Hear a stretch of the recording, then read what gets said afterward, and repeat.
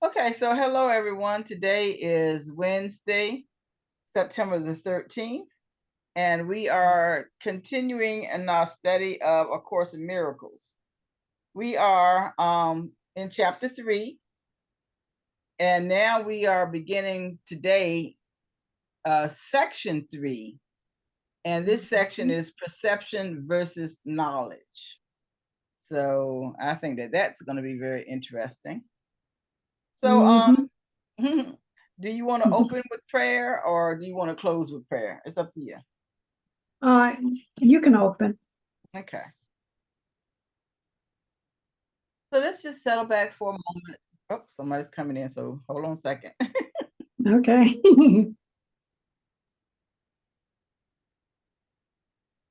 Okay, so let's just sit back for a second. Taking a couple of deep cleansing breaths.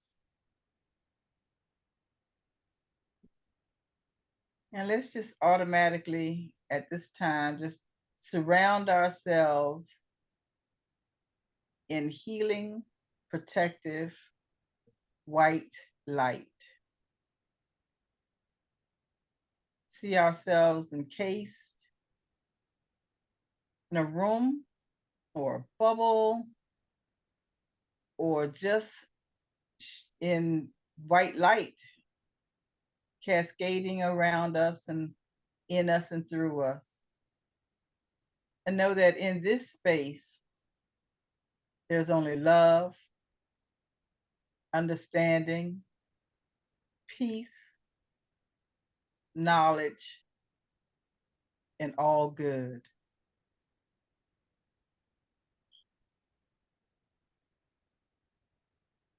And as we come together for another exciting day in studying A Course in Miracles, we look forward to the things that we may learn, something that might already enhance the knowledge that we have, something that will say, aha,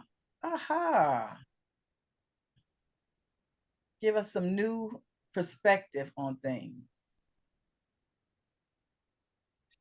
And as we hold on to this exciting adventure, let's just have a sense of gratitude.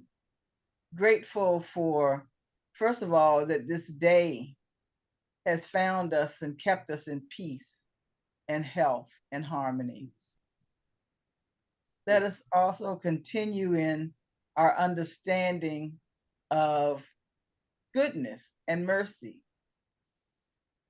And yes, those are some things that we are grateful for. And just add in anything in your heart and mind that you're grateful for independently and individually. And with this gratitude and this sense of peace and love and protection,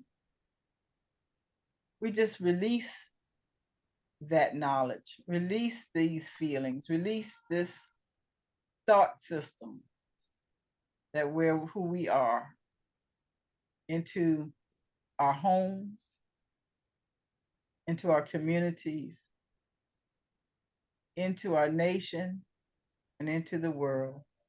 And with that, we say, and so it is. And so it is. Oh, okay. My phone is ringing. Harriet, do you want to go ahead and get started? Yeah, we can get started. Okay. I'll read the passage. As was already mentioned, first of all, let me say hello to everybody. And as was already mentioned, we are in chapter 3, The Innocent Perception. And today we're starting section 3 of chapter 3, Perception versus Knowledge. We have been emphasizing perception and have said very little about knowledge as yet. This is because perception must be straightened out before you can know anything.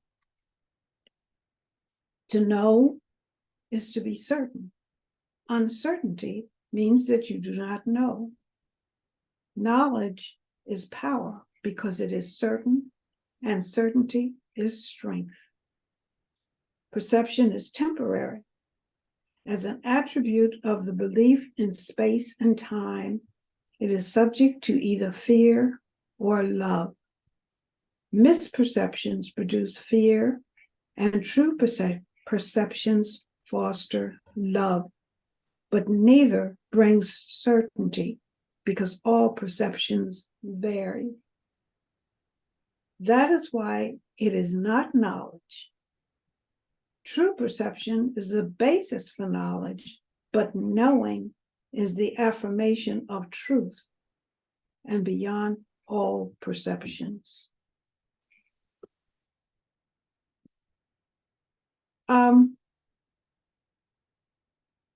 That whole paragraph says a lot. Yeah. And it's true. We have been emphasizing perception. We've talked about perception and what perception is. And we haven't indulged or delved into or gone down that rabbit hole of knowledge and what knowledge is. And that first sentence says that we have been emphasizing perception and said very little about knowledge as yet. And I think to start off with, we should, first of all, review the definition that we have of perception. And I had it, now I lost it. There we go. Perception, the ability to see, hear, or become aware of something through the senses. The state of being or process of becoming aware of something through the senses. And it's a way of regarding, understanding, or interpreting something. It's a mental impression. So it's more or less what we are seeing. Mm-hmm. And then when we look at the word knowledge,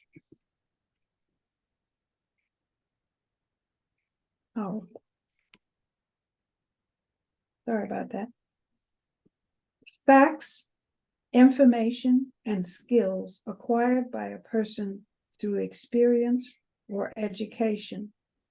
The theoretical or practical understanding of a subject. Awareness or familiarity gained by experience of a fact or situation. So knowledge is what we know, and I would say what we know to be true. Because to me, when you say knowledge, I would say that knowledge and truth is synonymous. Perception depends on your point of view. Mm-hmm. Can you say that again, Miss Harriet? The whole thing? I'm not sure if you was freestyling, but where you were starting with the difference between the breakdown between knowledge and perception. You said knowledge is truth and Yes. perception. Go ahead. And I couldn't hear you on perception. Oh, perception. Oh, okay. Perception is our viewpoint, the perspective on which we see things. We can be, with our physical eyes, we can be both be looking at the same object, but we're going to have a different perspective on it because we can't both occupy the same space at the same time. So therefore, even if it's just a minuscule of a degree difference, we are each going to see whatever it is we're looking at from a different perspective. And I think spiritually, our perspective has a lot to do with our perspective on things has more to do with the things that we have been taught over the years, the things that we were, taught, and especially in the early years.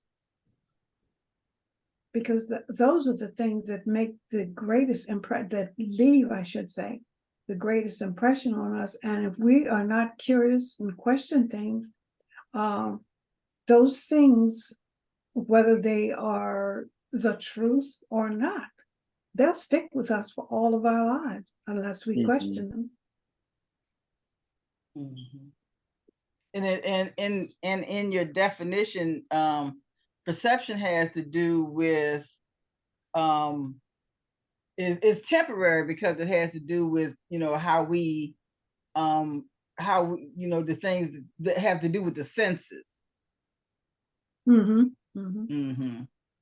So yeah, that would be temporary because what I perceived 3 years ago of how I saw something then, I'm going to see it differently because I'm older now, have a little bit more experience. Okay. And I also have a little bit more I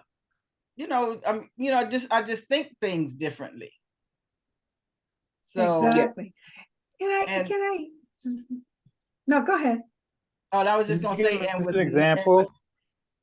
Say that again. Can you give us an example? Yeah.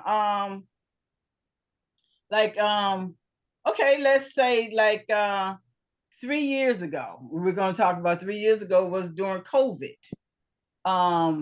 When we first, well, let's just go back to 4 years ago. Well, when we saw someone in a store with a mask on, we didn't know what to think, and if it was a surgical type mask, we didn't know whether they had some type of illness like a cancer or something. So it caused us more fear. But say 3 years ago when COVID was out there and we were wearing masks, we saw masks more. We saw masks more and we were more familiar with masks. I gotta get this phone call, y'all. Okay. Hello? To add to what Penelope just said. Yeah. The mask 4 years ago when we saw somebody with a mask, as she said, we didn't know what to think. It could have been somebody that had a weakened immune system and was required when they went out in public to wear a mask to protect them from any kind of virus or germ or anything that could be floating around in the air. Or hear me? Or no? It could be. Yeah, we can hear you, brother. It could have been the other way around. But when Forrest asked about an example, I thought about when I was growing up. We lived out in the country, and we had a little. Well, it was big for the time, but small. And our kitchen, the room where we gathered most of the time, when the family was all together, we'd gather in the kitchen. And to me, it was huge. The room was huge. And I recall after I grew up and moved away, went off to college and started a career and all that other kind of stuff. And I went back to my childhood home, and I was looking in the kitchen, and it seemed so tiny to me. So as a child, the room seemed huge. As an adult, it seemed very small. Yeah, I think that's why I was kind of asking you to repeat it when it came to perception, because like you said, I think you can't grow out of truth, but you can grow into a perception. You can grow out of a perception of seeing something in a certain way and in a certain light, and then understand that to see it in a different way, as both of you all just spoke on, You know, one way you would see it this way, and one way you would see it this way. You know, and that's a growth in understanding of surroundings. So I don't think that's why I ask, because I see it as, I don't think truth necessarily has to grow within our perception change. Say that again. I don't think truth is the necessary thing that grows when we come into a new perception. Truth has always been there. So I'm, Right, right. you know, the truth has Mhm. always been there. It was just that the way it's being perceived through, like you said, like you all were saying, what we've been taught and what we've been experienced. Mhm. And once you learn from that, then you know Perceive it. perception becomes something different. So I enjoyed that one. That one was cool. And you equated truth with knowledge, though, correct, Harriet? Um, not really equated, because knowledge, um, wait, say that again. I think I missed something. Well, just from your original um comments, it seemed as if you had equated truth and knowledge. Right, You said right. you see knowledge as the I truth. heard what you said, but I didn't. Yeah, I heard what you said, but I didn't. It didn't comprehend. I didn't comprehend it. But yes, basically, yeah, because Mhm.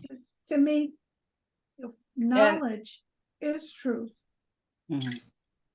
And It from your well, and from your definition, you define knowledge as you know, something that you glean from, like, education or experience. Was experience yeah, part of Hmm.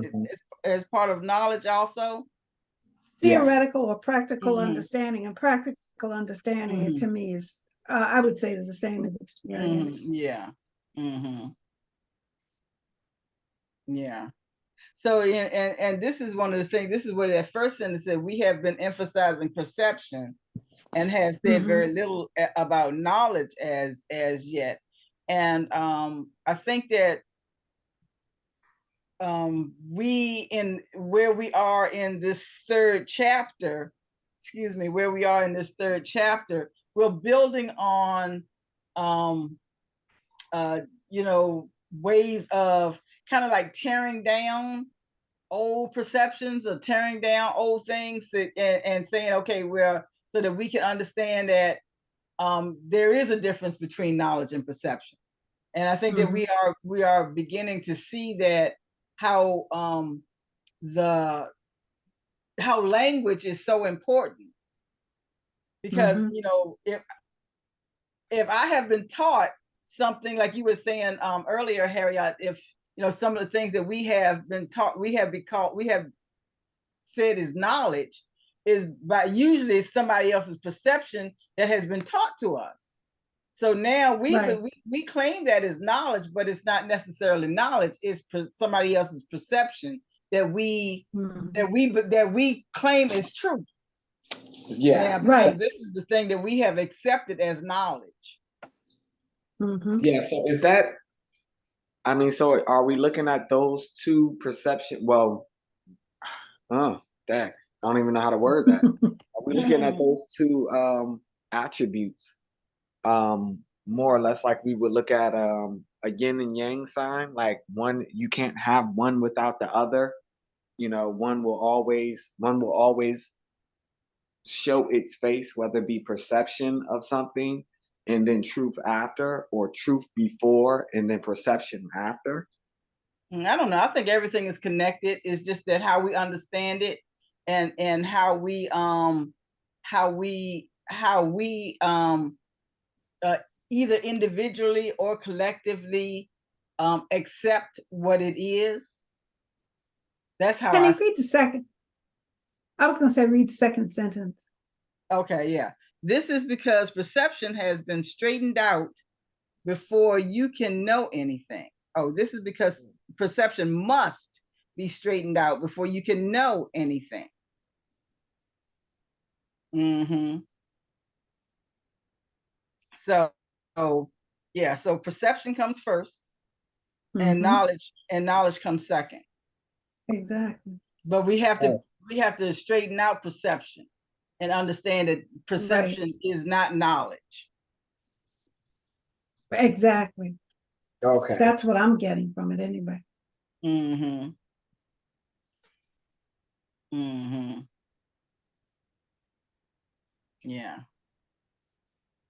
And yeah, it's just like, what we have said is that a lot of times we have been taught something based on somebody else's perception, but it's not necessarily knowledge. It's not necessarily truth. It's not, it's just somebody else's, how someone else perceived something, some information, or something, some value, or some, emotion, or whatever. And if we have been taught that thing, now we have to see that that this is somebody else's perception first. Okay. Yeah.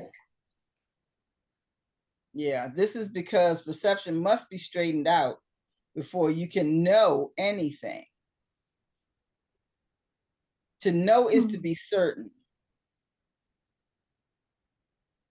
And that's a big statement right there, because I have talked to a lot of people that say, oh, I know this is true, but it's really not true because they just happen to see something. So they don't necessarily know it to be true. Right. You know what just crossed my mind? I like to watch, I used to, and I still do from time to time, like to watch quiz shows. And a lot of times on quiz shows, they'll give you choices as far as your answer is concerned. And depending on the format of the show itself, how they score things and give people credit. Sometimes a question will be asked and I'll, voice my answer, and then one or two, depending on how many people are on the panel or anything, will have the same answer that I will. And I will come to the conclusion, okay, well, if I think that way and he thinks that way, that must be right. And it turns out we're both wrong, just one of those situations where that kind of illustrates what you were just saying, Penelope, about having to straighten out perception. And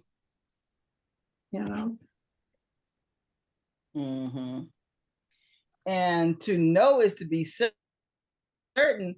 And I think that's what a lot of things has happened, is that we have perceived something, and now we believe that because we believe it, we think we are certain of it. And so now we call that thing knowledge. Right.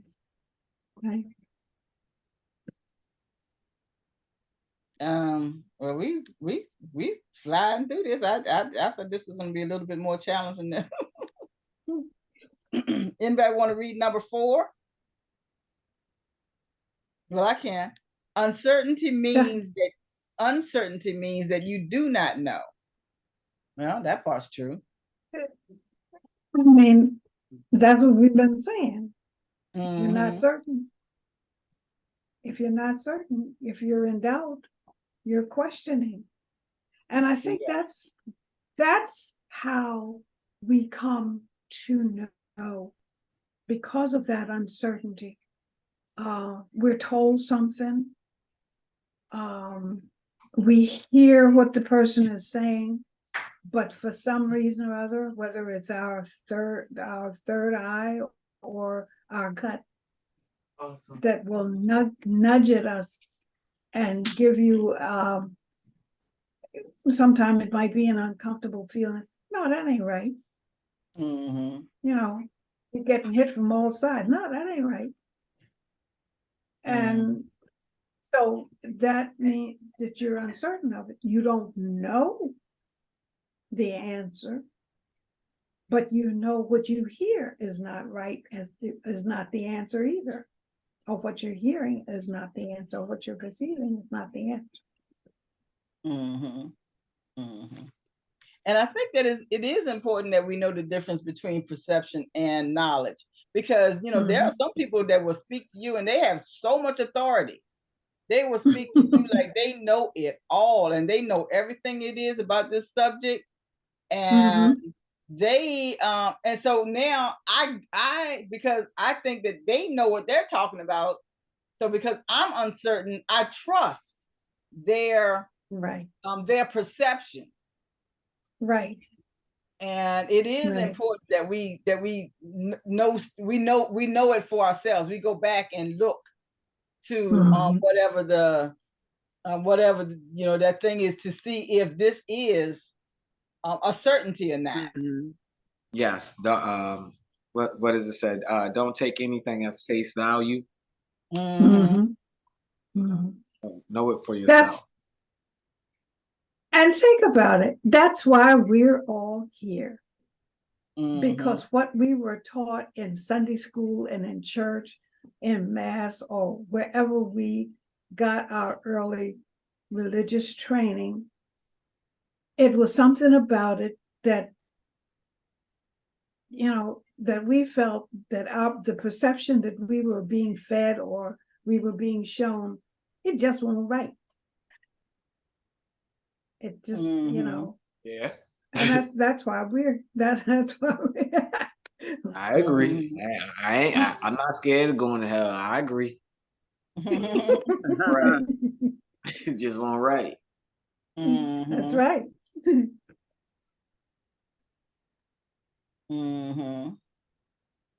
And a lot of times, and one of the things, Harriet, that you have mentioned in prior conversations, that most people, we don't want to seem like we don't know something. So Right. if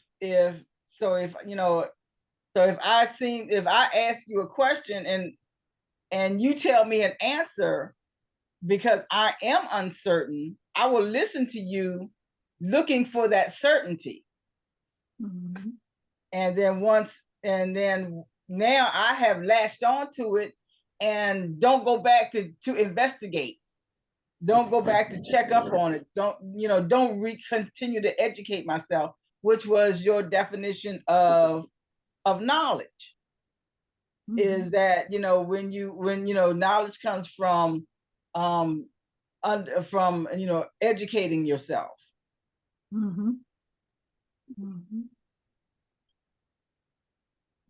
Exactly. Okay, number 5. Any other questions or comments on that?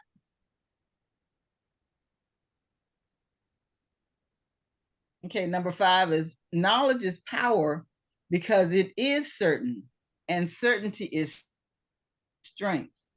And see, this is the rub right here.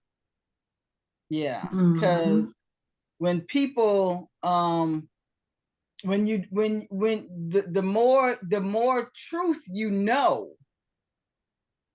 the less someone else's power over you has influence.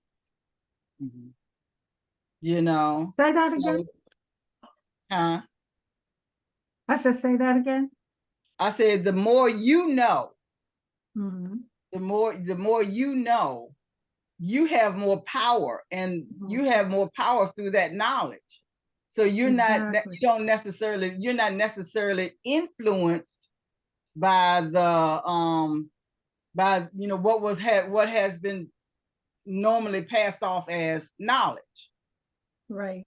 And that's what's been going on, within these last couple of years. We're finding out all of these things about our heroes, the people we have been taught that were fantastic people. Then we find out that, oh no, they were not fantastic people.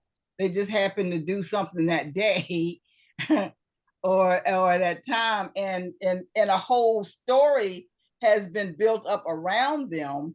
So now that we know the truth, we have more power to actually make a better decision for ourselves. Right. And to me, it's no shame. If somebody asks you a question, they come to you as if you were an authority on something, and you might be, but you don't know everything about everything. Right. Or the things that you do know, you don't know everything about it. And over the years, I have come to the realization that it ain't no shame in saying, I don't know. Yeah. Mm-hmm. Well, I think it also falls under that category of what y'all both were saying, and then also looking at it that yes, you may not know everything, and you may be an experienced person in this field, whatever field it is, but it kind of goes back to the perception. If it works for someone else, then if it works for someone else and the same conclusion is brought about, then you can't, if you haven't experienced that point of view and haven't gone from that way, it may be something that's new to you. So I think again it's understanding and embracing knowledge when it comes to you, even if you are figuring that you are in an expertise. It's learning never stops. Right. So you shouldn't necessarily want, you shouldn't necessarily not necessarily want, but you should never necessarily claim to be the know all to be all, because again, perception comes back around, and someone can see it from a different perception and made it to the same result that you have, just in a different way. So and we see, and again, we see that on a day-to-day basis, but that's just of us speaking of perception and knowledge as far as in human form, as far as our day-to-day basis, not spiritual. But and also and like this thing right here, knowledge is power. Well, we know that. And if someone is hiding truth from you because they know differently, then that's why it is important that we do follow our gut. You follow your gut, because it's they said that Columbus sailed the ocean blue.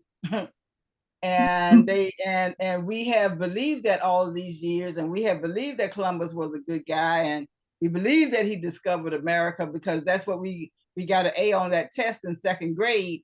So, and everybody else that one confirms that. I failed that one. Well, everybody else confirms that.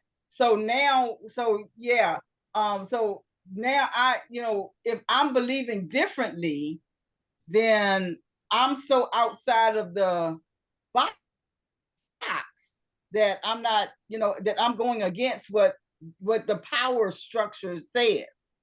And so, but that's the thing that has, that eventually it came out that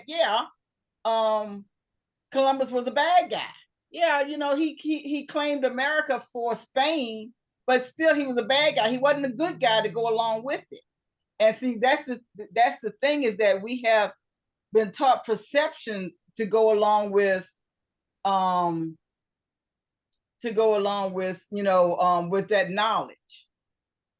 Because, we know that if, Columbus came here, found Indians here, he did not discover America. We knew that in the second grade because there was already somebody here.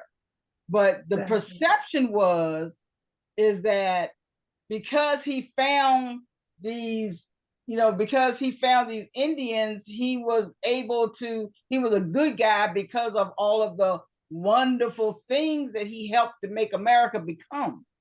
So there's a lot of perception that's weaved into what we call knowledge, and all of those things seem to be certainty.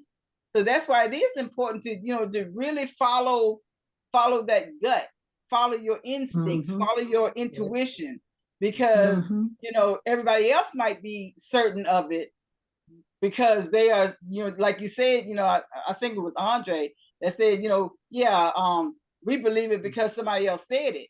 Now, but now that I have actually found out some more information that has not been revealed as of yet. So I think that that's where we can have, where our spiritual intuition always comes in. Because we should always seek knowledge. Forrest, you were about to say something, and I think I cut you off. What were you about to say? I think the spirit always talks through us. That's God's, when God is talking to us, that's the Spirit of God talking to us. So he gives us direction. He gives me direction through the Spirit. God speaks through me. So that's what I talk about: perception and knowledge.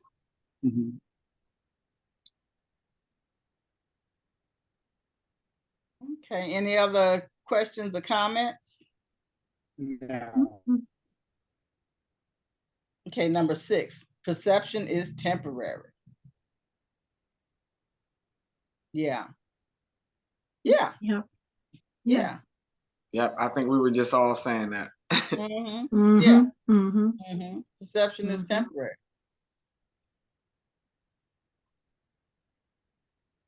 7, as an attribute of the belief in space and time, it is subject to either fear or love. Yep. As an attribute of the belief in space and time,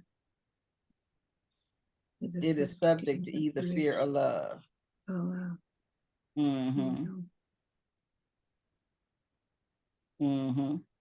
Because perception itself is temporary, so it can only fit in space and time. Because like we were saying, for me, I just remember when we first started wearing masks, and when people wore masks, people would call wearing a mask in the store. People would call the police on the person wearing a mask, although we were told by, the president at the time,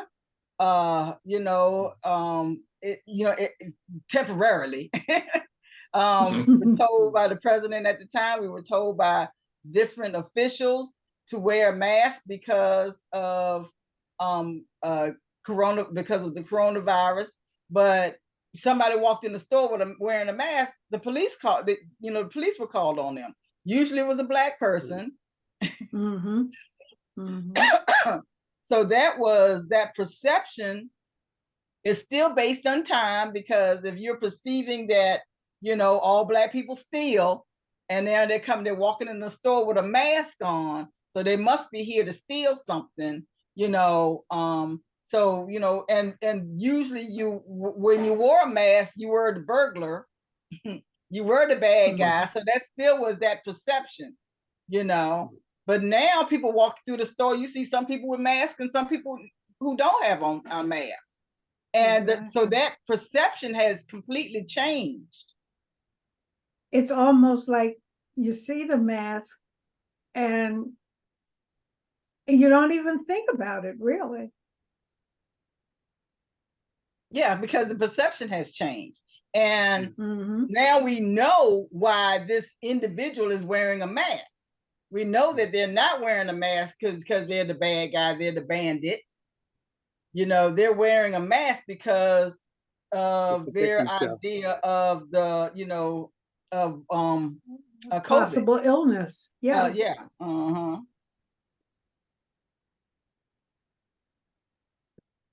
So, you know,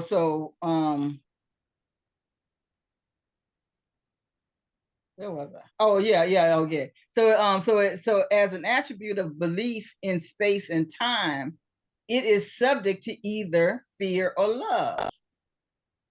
And I think the use of the mask is a perfect example of that either fear or love kind of thing.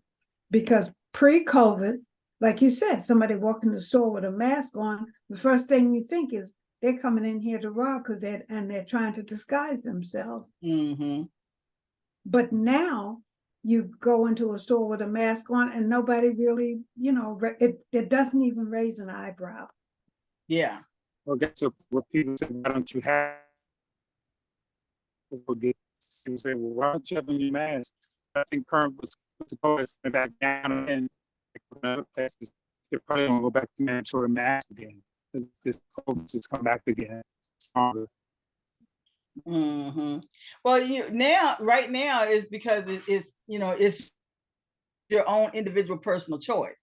And, you know, it was such a fervor over the mask in the first place, you know, nobody's going to walk up to anybody in the store and say, you know, you need to put on your mask because, you know, it was a mess. Right. You know. So, but, you know, if there's a place where it is mandatory to wear a mask, like the airplane or wherever, you know, or, you know, a hospital, you know, somebody, you know, it's, you know, the person who is there. So, you know, there is a fear attached to that. You know, I don't want to catch COVID. I don't want to, you know, so now there's a fear attached to that. Whereas, you know, with love, you know, it wouldn't make any difference, you know, if I have COVID or not. If I want, you know, if you say wear a mask, I wear a mask. No big deal. I wear a mask because I wear a mask. Or you know, and it's and the love part of that is that, you know, not only do I love you, I love myself by loving you. Right. Well, again, it takes human society longer to catch up with. Oh yeah. When it comes to perception, I mean, just off what you all have been discussing, I've been laughing because I've kind of been giggling and I'm frying chicken, so excuse me. I'm hungry. But can't talk about it unless you're willing to share. Okay, look, I will see you all on the 28th. The 28th. Or the 30th. Yes.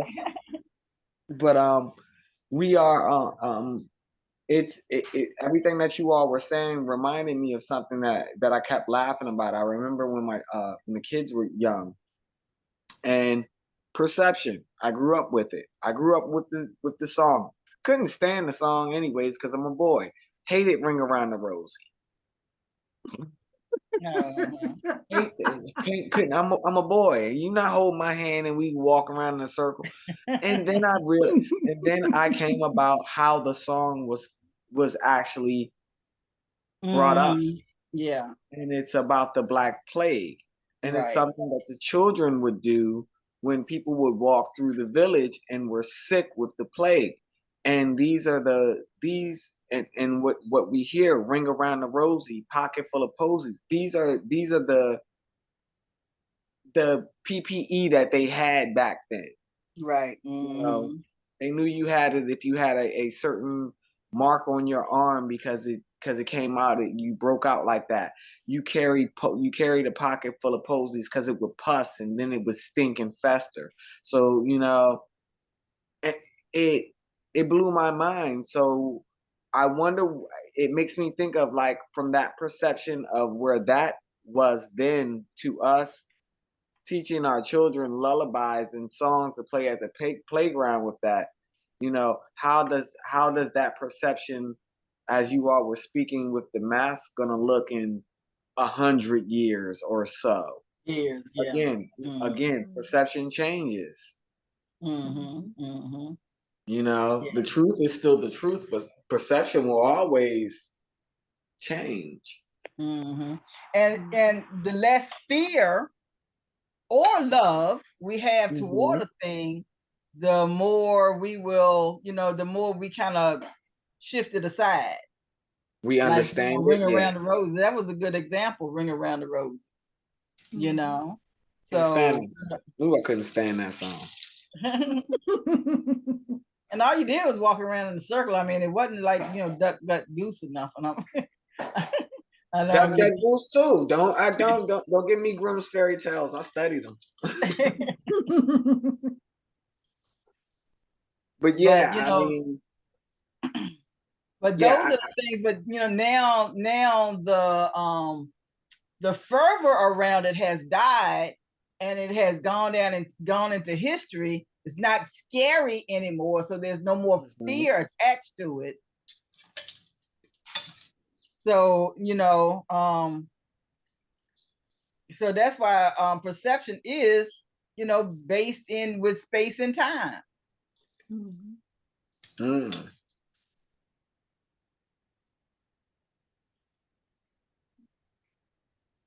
Anything else? Any other questions? How about you, Harriet?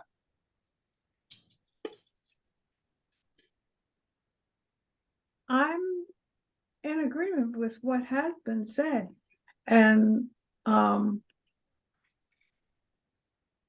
I had never heard the origin, so thank you, Andre, for that. The narrative about the ring around the rosy thing. And I was trying to remember the words and how we used to play it when I was in school.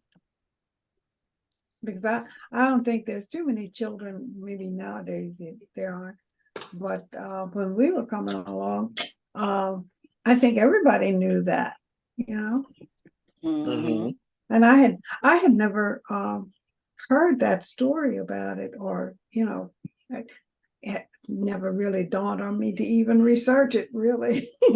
Like, why these people turning into ashes? Like, why these ashes, they all fall down. You're dead because they had to burn up all of these people. Had to burn the Had to bodies. burn the bodies, yeah. Exactly, yeah. So it went from being a derogatory taunt of sick people to a child's game that we played for hundreds of years. Or to help people bring people out of fear. Because one of the things that children do is that they do find a way to, children imagination is really a great coping mechanism. So a child will find a way to cope with a scary situation and still have some fun. Faster than an adult will. They'll they will find a way to cope with this thing that we are saying that's scary. But because their imaginations are so vast, they come up with a rhythm and a rhyme and a game to go along with it. And as long as they're over there in the corner minding their business, leaving us alone, we let them play it. And then as time goes on, it becomes less and less of a of a fear, or it can be less and less of a fear. And and then it's grown to, and then it grows into something that is like a beloved game, because some people love to play Ring Around the Roses, because what you had to do was you had to fall down at the end. But that was a great analogy. Go ahead. No, I was just thinking there are so many things that we do and take for granted sometimes, that the true meaning behind it, or the reasoning behind it, is lost. Because and I was thinking about but I don't know whether it's a true story or not, but this young woman would always cut off the shank part of a ham before she put it in the oven to roast it. And so her husband wanted to know from her, well, why do you do it? He said, because that's the way my mother did it. So when she went to her mother and wanted to know, why do we do it? And her reasoning was, because my mother did it. And then, of course, going to grandma said, I did it because I didn't have a pan big enough. You know, and it's one of those things where the true reason, I mean, that's just something silly, but at the same time, the meaning or the reasoning behind something gets lost over time, and you just do it because, well, with young children, they watch their parents do whatever it is they do. Girls, boys watch their moms cook, and they see how they do things, and that's how they begin to learn how to cook. You watch somebody, working on a car, and they do certain things, and they always do certain things whenever they get ready to work on their car. Why do you do?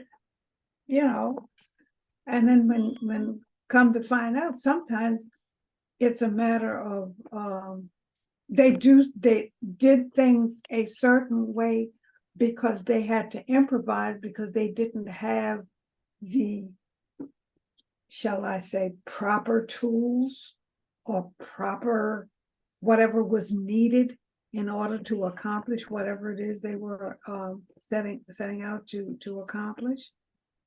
So sometimes it's a matter of using what you have in order to accomplish what you need to accomplish. Might not Exactly. necessarily. Yeah. Yeah. And that's that point of view of knowledge. Like, once you get to the point where you go, okay, well, I know how to do that, but I didn't, I've always had to do it this way. Oh no, we have a tool for that. No, it's something that we can use. It's something that will make this job a lot easier for you. And then your perception changes. Yeah, and So that's why the so first sentence in 7 is as an attribute of the belief in space and time. So, because we believe in space and time, we do. Humans do. We are here on this third dimensional plane, and we believe in space and time. And so it is subject, perception is subject to either fear or love.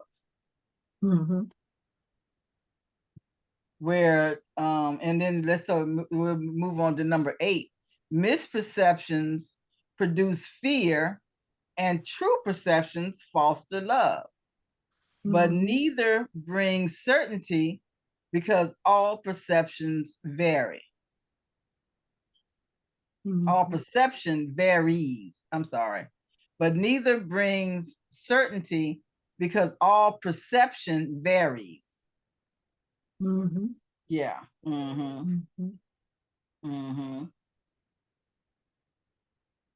And I think that's why, we do have this sense of fear in the world, because, we have misperceived things based on somebody else's Perceptions, perception or experience. And, so, fear is kind of produced by it. It can produce fear. Misperceptions can produce fear. And sometimes it can cause a panic too. Yeah. And because fear is not real, we believe in that fear. Because like if I say, don't cross don't walk through the graveyard at night, it usually had to do with, people would dig graves, and you didn't necessarily get buried till the next day, but there was a hole already dug. Right. So, you know, you could fall down on the Fall in graveyard, but everybody's perception was fearful because now all the ghosts live in the graveyard. Mm-hmm. Mm-hmm. Mm-hmm. And a lot of times fears are passed on from one generation to the next, depending on a person, you know, generation one experienced something and it was not a very pleasant or pleasing experience. It scared the living daylights out of them.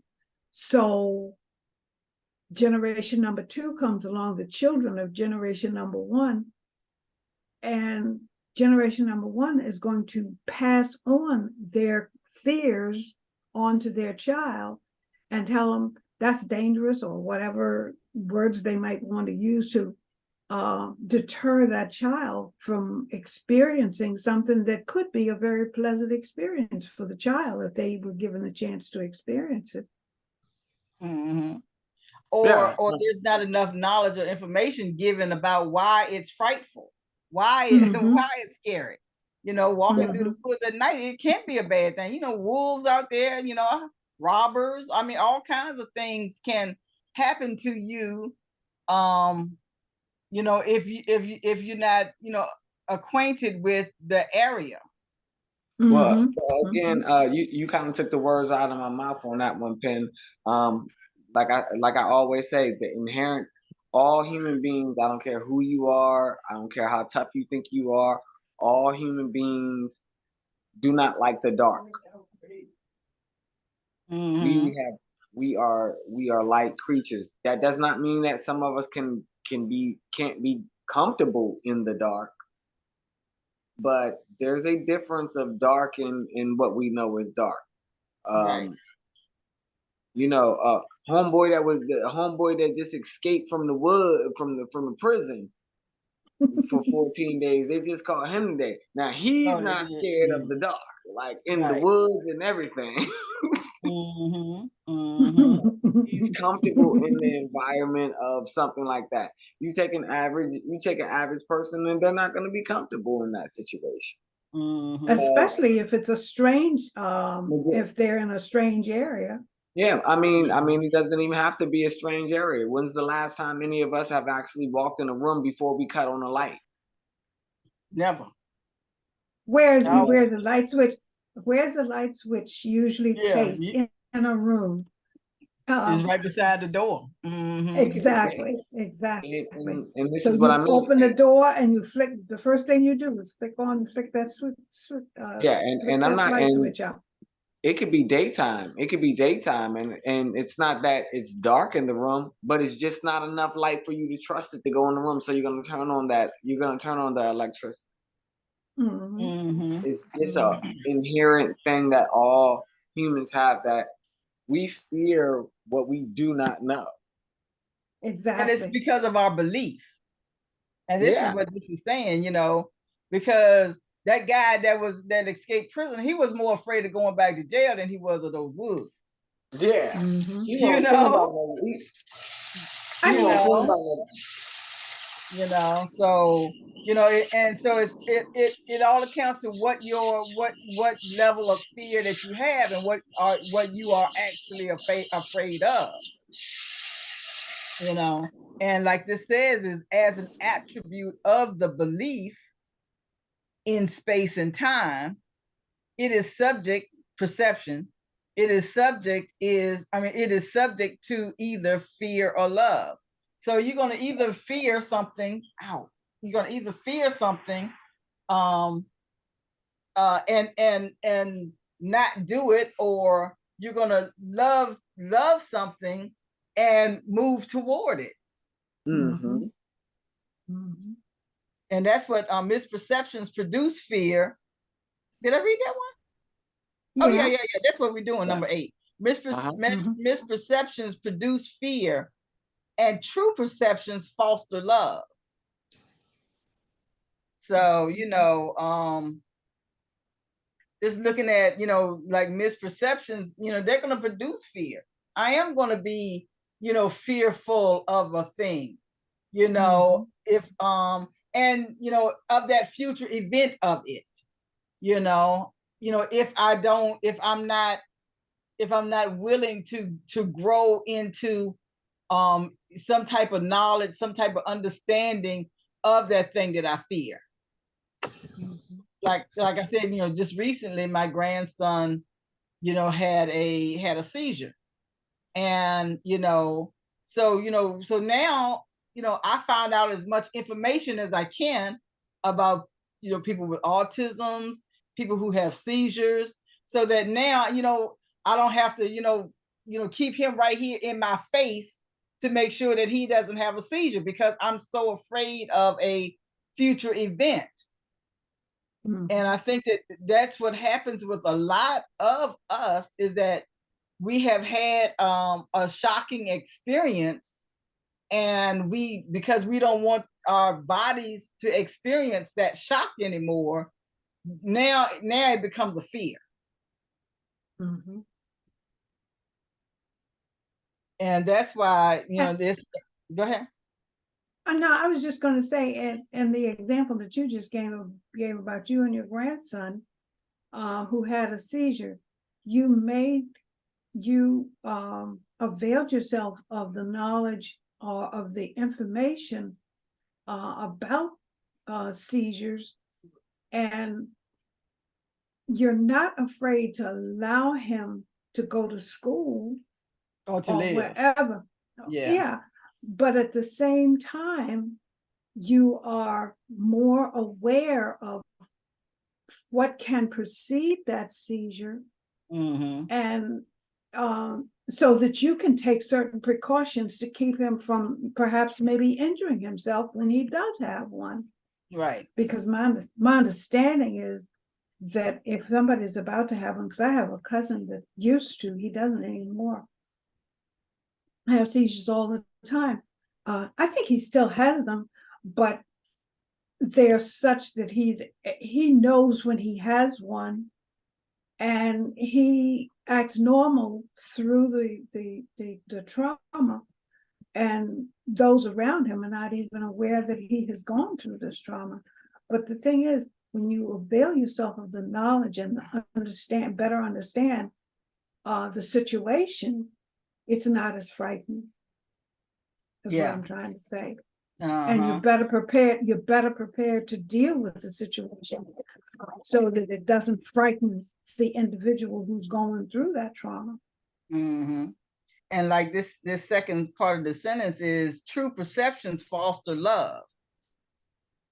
So the more knowledge I have, the more understanding I have, the more love I have for the circumstances, situation. And this is and then the second part says, but neither brings certainty, because all perceptions vary.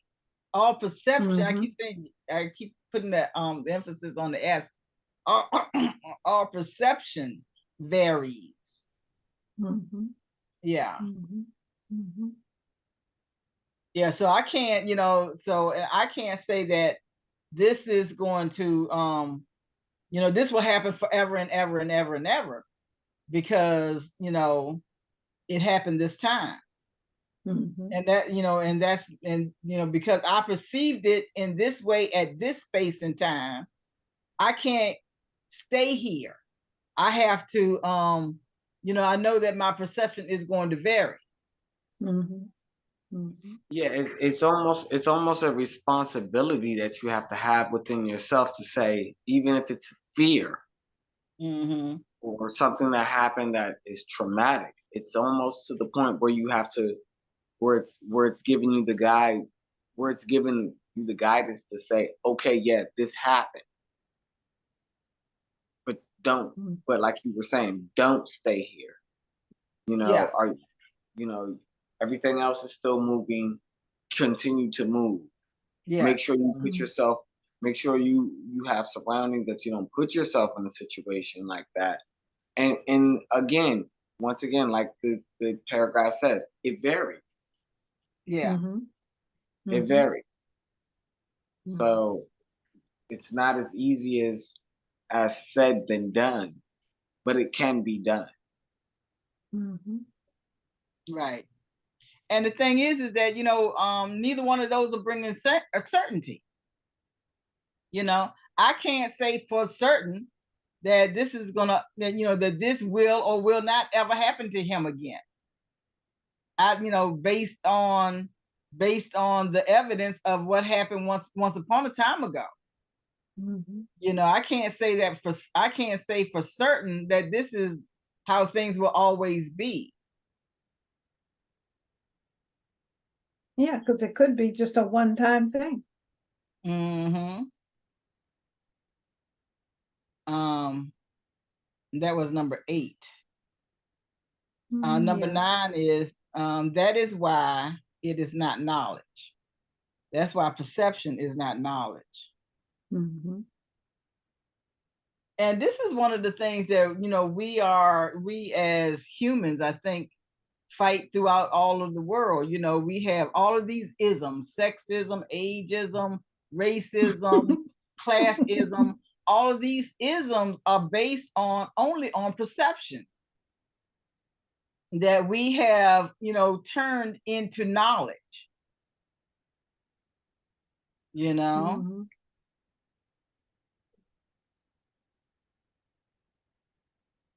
I'm with you on that. I I laugh when I hear people speak on so many different dimensions on how they are for they are for the earth, or they are for humanity, or they are for this, or they are for that, and then they can turn around and say, but I don't like them over there, or I don't like that right there. Yeah. And people have the right to have, I guess, their biases in so many different factions. I guess you're allowed to like or dislike for whatever reasons of a perception that you have. But you also have to grow out of that perception. And if you're in a certain time period, and I don't care what time period you are in, the perception will have to change. You know, you will see it change.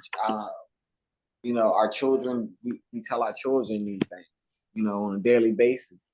Like, yo, you can't do this because eventually, things gonna change. Mm-hmm. It's not gonna be funny games all the time. I'm not gonna, we prepare ourselves for these things. So that goes, and it's not something that we prepare ourselves for because we're of a perception. That's the only time we telling the truth. Mm-hmm. Mm-hmm. And Either I learn. think that I'm listening. no, go ahead, finish.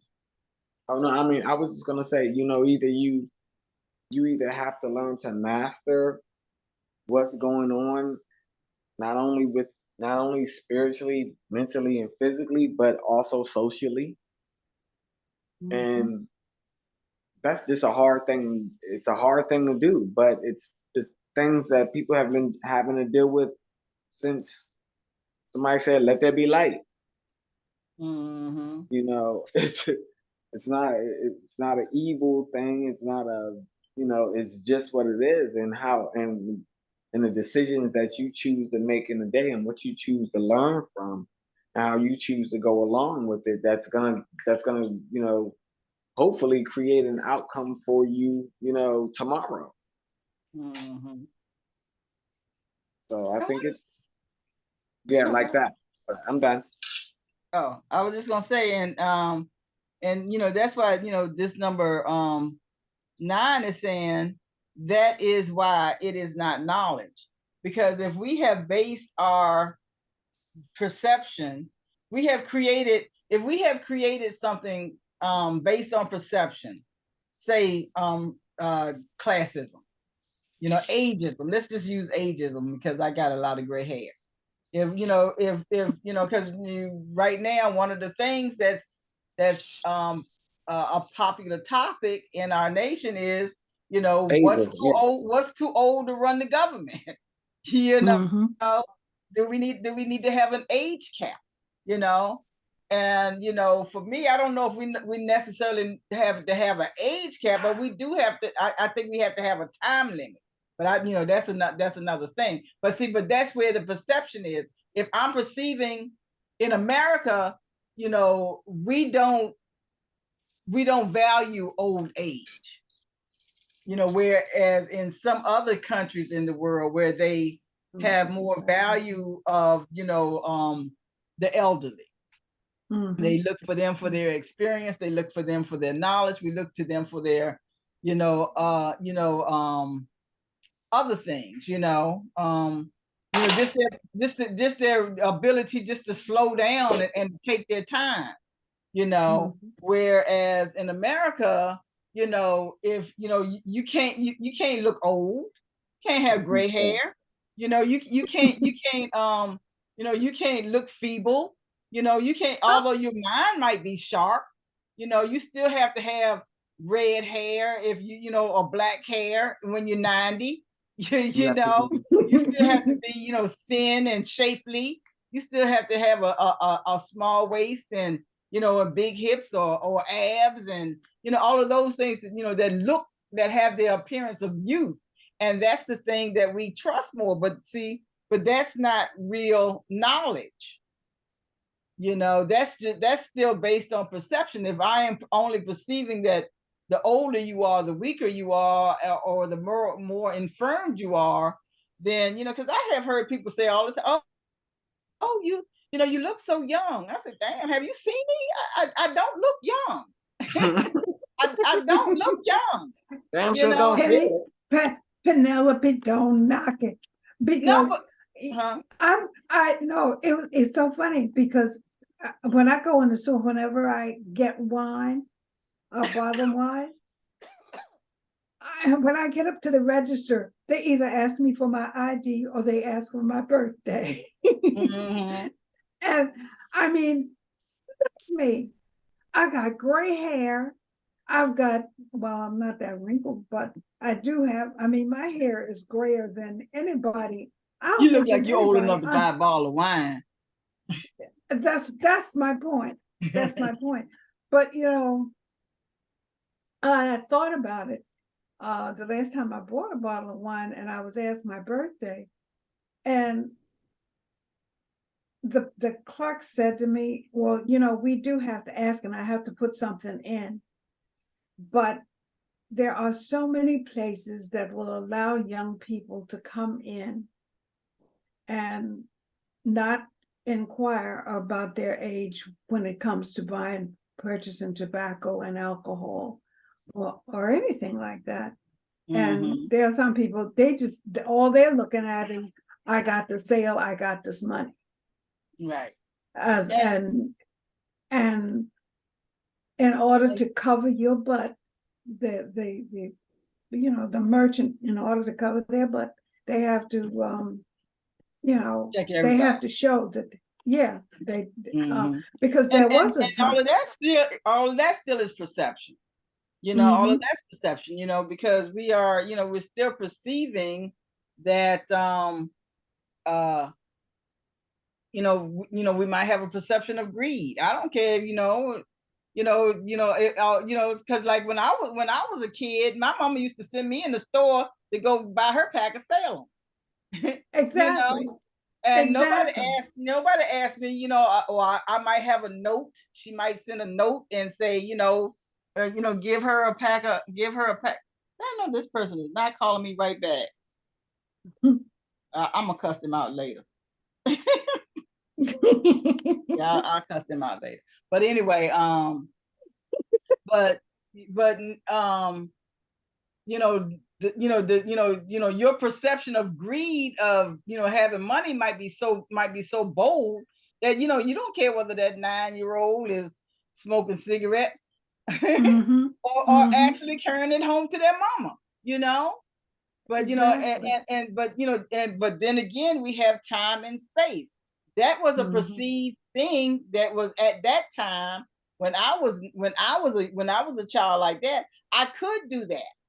because that was a perception, that was a part of in that space and time when your 9-year-old could, shoot, usually, at that time, some in some places 9-year-olds had 8-hour shifts. Yeah. Exactly. Yeah. So they might need a cigarette and a beer at the end of the shift. Exactly. They worked in a coal mine all day. Yeah. He had a 5 o'clock shadow when he was 7. Yeah, a sweatshop. They worked in the sweatshop all day. Having a cold beer and a cigarette is what you did at the end of the day. Yeah. But then also again, perception. And where we are and how we're speaking, I think we're kind of speaking, political a little bit as well. You have to be 21 to buy cigarettes now. Yeah. I couldn't wait. Really? Yes, I could not wait till I was 18 to buy cigarettes. I could not wait. I was like, I can't wait to buy my own cigarettes. I'm tired of having somebody go buy me some cigarettes. It gets on my nerves.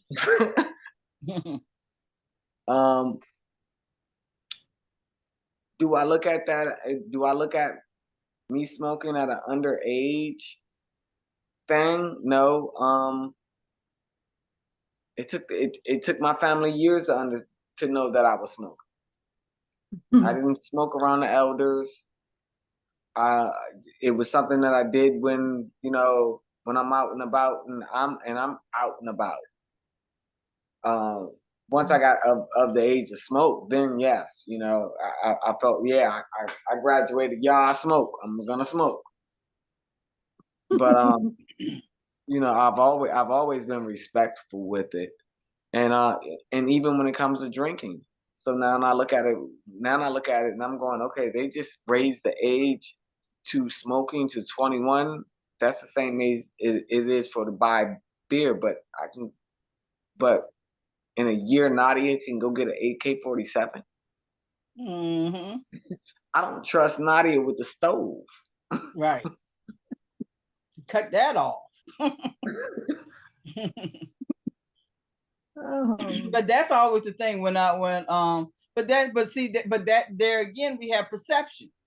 Perception, Because this agency, because of their, I don't know, greed. I'm gonna say greed. Says that your child can have a gun. Your child can go to war. yeah. As a matter of fact, yeah, 18, you can but go no, to your child At cannot 18. buy a pack of cigarettes because on their way to war.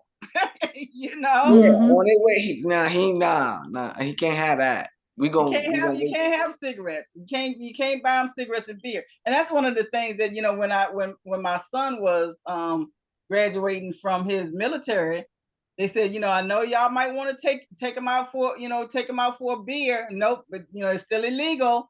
They can't have a beer. But he was graduating from boot camp, on his way to Afghanistan, a couple of weeks later. And we all knew that. So this is the thing, is that perception is so whether it's collective, because what can we say? I can't say that, you can't tell me what that I know that my son is going off to war, that I can't buy him a beer. I buy, he drink beer all the time at home. I can't say that, because collectively the perception is different than individual. And I think that as there is an individual consciousness, and then there's that collective consciousness. Social, a social consciousness. Yeah. Where we have to, we have to abide by, the laws of society, and then or else, we have, this this individual thing, what you can do, what you do when you get back to the house is you can't do that out there in the street. Exactly. Yeah. So I think that's that part of perception again. and what people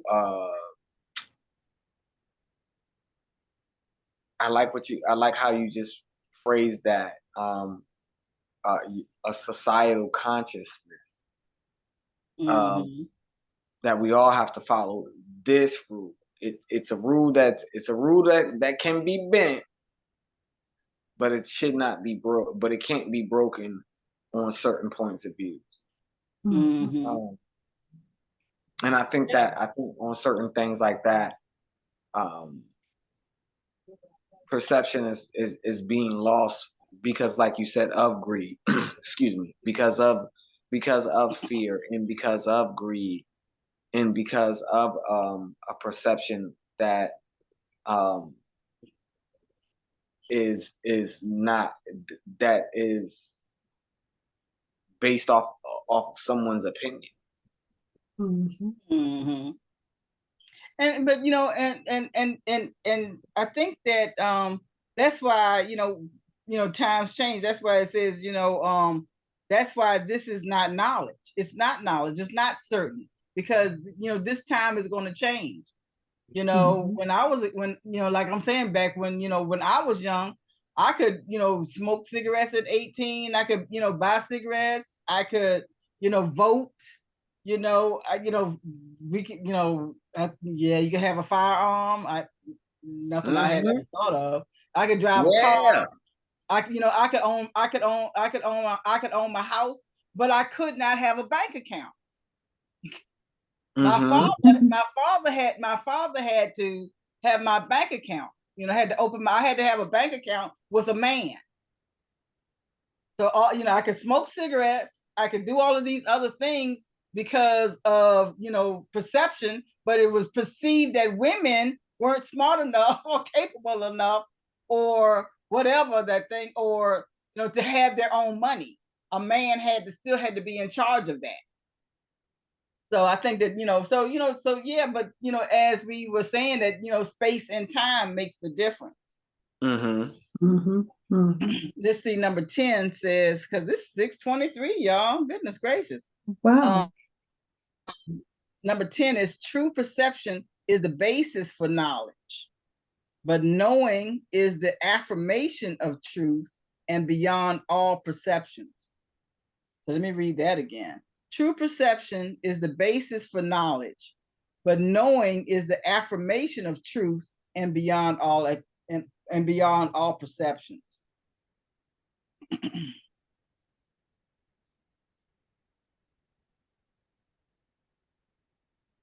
I think that's one I'm definitely still working on. True um, perception is the basis for knowledge, but knowing is the affirmation of truth and beyond all perception. And that's what Harriet was saying from the beginning, that knowledge is truth. Because when yeah. you know something, you know it is true. Mhm. And it's beyond all, it's beyond all perception.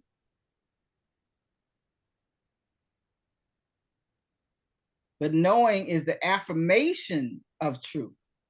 The affirmation. That's what's affirmation, Harriet? Can you look that word up? Yeah. I know Yeah. that I know what it Yeah. means. I know it's the it's the firmness, it's the firmness of truth. It's the firmness of a thing. Yeah, let's have the Wait a minute. definition of affirmation. Affirmation. Definition. The action or process, I hate this, of affirming something or being affirmed. Emotional support or encouragement. What does it mean to say affirmation? Let's see what that says. The act of saying yes or of showing that you mean yes. Okay. So the And act of so the act of saying what? yes. Yeah. And what I'm seeing here is affirmation is of oh Affirmative. gosh, Affirm. Yeah, it's affirm. Yeah, affirm, meaning yes. Mhm. But it is also, what I was trying to say is, it is sanctioning truth. Sanctioning truth. Mhm. Yeah. Mhm. I can't think of another word to Mhm. use instead of sanctioning, but to avow to avow to the truth. Mhm. Yes, yes Yeah. is a good. Yes was a good Mhm. word. Yeah. Yeah, it's the yes of it. It's Mm-hmm. Mm-hmm. Mm-hmm. so true perception is the basis for knowledge. So we got that. True perception is the basis for knowledge. Because when we and let's use the ring around the rosies thing again. You know, the basis for that knowledge was that they had the posies at their nose to, to stop, to smell something fresh and to have something, something against against their nose, to ward off sickness. Mm-hmm. So and the perception of it, Aromatherapy. yeah. I said aromatherapy. Yeah, aromatherapy, yeah. So true perception is the basis for knowledge. So now that we understand that this is why, this is what that nursery rhyme came from. This is where it came from because that was the perceived help for that illness at the time. But the knowledge is like Harry, I said, I didn't know where that came from. You just thought it was a game. So now that you have, perception and knowledge, now we have the, but knowing is the affirmation of truth. So now you know where the story came from. You can affirm it by saying, yes, there's a valid reason for your understanding of the nursery rhyme Ring Around the Rosies. And so you have more confirmation of this as true. And so now it's beyond all perceptions. So next time, if you happen to be in a room with somebody and they said, well, Ring Around the Roses is, was a fun game and my auntie made it up, then for sure that their auntie didn't make it up because it came from the Black Plague. Mm-hmm. Mm-hmm. Because now we don't have to perceive anybody else's perceptions. We don't have to perceive, somebody Their else's ideas. idea or whatever they say. Now we have knowledge based on truth and fact. Right. Exactly. Okay. So what are y'all's thoughts? Well, again, I love the way that you just broke that down. That was the way that I was looking at it from a true perception. Like I said earlier, once you read it, that's something that I want to work on to do on a daily basis. Mm-hmm. Just constantly be in that frame of mind right there. Mm-hmm. Mm-hmm. So I do agree with Well, that. this could end up being your Yeah. end up being your round table. That's pretty much my round table right there. Cause that one dropped. That was a drop the mic moment on that one. And the way that it was in the way that the knowledge was back explained, and I can see that same perception from it. So I can use. So I'm not only reading the sentence, but I'm looking at the words, and I can see the affirmation from that. So yeah, Mm-hmm. I'm that's a drop the mic moment on that one. I like this. I really enjoyed today's session. Good. Well, what about you, Harriet? Well, We're for doing me, roundtables now, or whatever. yeah, to kind of summarize for me, how I see things, or the way I see things will stimulate my curiosity and cause me to find out the truth about whatever it is that has tweaked my interest or my curiosity. And it will cause me, cause me to go and find out the truth about whatever it is. And basically, again, that's why we are here, because Mhm. we have been told so many things that just didn't ring right with us, and our curiosity has led us to Inner Haven. Thank you, thank you. Yeah, and I guess for me, pretty much the same thing. We had a really good session on tarot the other day when we were doing the shadow cards, and and one of the things that I see that this is where I am right now in my own life, and so I am using this shadow side to help me pick apart all of these perceptions that I might have had that I think is actual knowledge. Let me be able, so I am really taking my time in saying, okay, what is going on in my life that I have that, this has been a perception of mine. And here we go with procrastination. That was a perception of mine. I have perceived myself as being a procrastinator, but that's not the truth. That's not a certainty. Now that, so now that everything that I'm seeing, I'm able to dissect and what's the word that they're using now, the big word, deconstruct. I'm able to deconstruct all of these things, all of these perceptions, to actually find out what the real truth of it is. And once I find out the truth, then I realize, okay, well, then that was based on fear.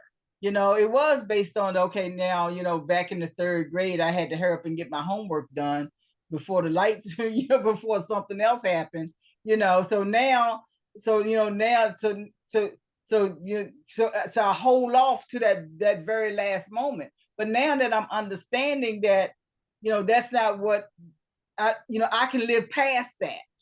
And this is what these classes, and this is what you all have helped me with, is seeing where all of my perceptions, everything that I have perceived in my life, and all these perceptions that I have come to know, it's not real knowledge. It's not real truth. And so let me uncover the truth. Let me start to live by the truth, and let me affirm the truth in my own personal life where I am right now. So I just want to thank y'all for that, because here's another class that is helping me that is helping me deconstruct that whole fear of procrastination, because that's, at this point in time, that's really what it is. And and I know that fear is not real. It's not true. So so now I can just flip that to love, and now I can learn how to love myself through this thing that I once upon a time placed on myself and called myself procrastination. So thank you all for that. Thank you all for that. Well, that's it for our class today. It was a really, really good class. I got a lot out of this one little paragraph. These 10 sentences in this paragraph, I got a lot out of it that, you know, that is going to help me a lot. Let's see, tomorrow morning, well, Forrest is not here, so hopefully we'll be able to do I Am in the morning at 11, from 11 to 12. Then we have from 7 to 8:30, we have Flight. Gonna find out what's going on with Aria and Mendel and that crew. Find out what's going on with them. So Saturday we have Andre, you're gonna do the Book of Enoch, correct? Correct. Yeah. So that's from 2 to 4. And on Sunday we have the Science of Mind from 2 to 4 also.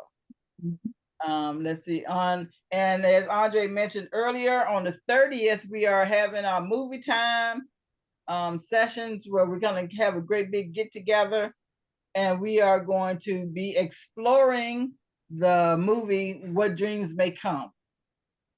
So I'm excited about that. So any other questions or comments or?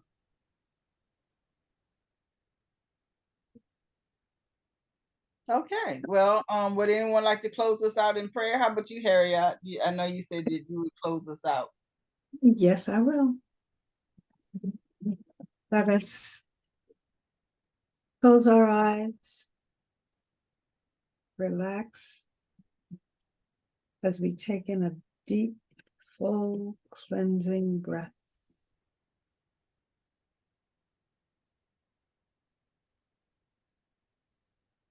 And as we exhale, let go of all the doubts and fears and misperceptions that we might have.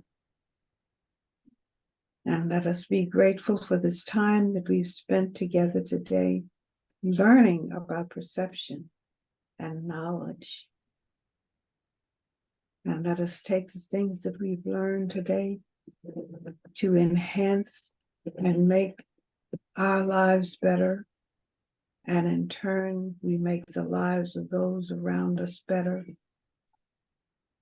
And that better understanding, better love will spread not only from us to our associates, but to their associates, out into our communities, our cities, our states, our nation, the world, and the universe.